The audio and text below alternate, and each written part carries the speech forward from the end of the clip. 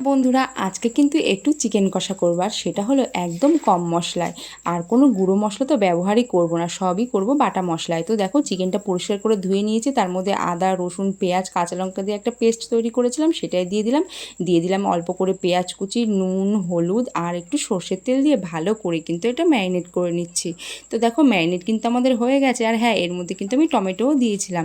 তারপরে কড়াইয়ে অল্প করে সর্ষের তেল দিয়ে তার মধ্যে তেজপাতা গোটা জিরে ফোড়নে দিয়ে আবারও অল্প একটু পেঁয়াজ দিয়ে সেটা একটু ভাজা ভাজা যখনই হয়ে যাবে তখনই কিন্তু সেই চিকেনটা আমরা দিয়ে দিলাম, দিয়ে ভালো করে কষিয়ে নেবো। আর হ্যাঁ, একটু তো জল ছাড়বেই চিকেন থেকে। তো যাই হোক, চিকেনটা আবারও ভালো করে কষিয়ে নিয়ে যখনই তেল ছাড়বে তার মধ্যে কিন্তু ভেজে রেখেছিলাম আলু, সেটাই কিন্তু দিয়ে দিয়েছি, না হলে কিন্তু আলুটা সেদ্ধ হবে না। এবার এর মধ্যে পরিমাণ মতন জল দিয়ে দেবো যাতে চিকেনটা সুন্দরভাবে সেদ্ধ হয়ে যায়।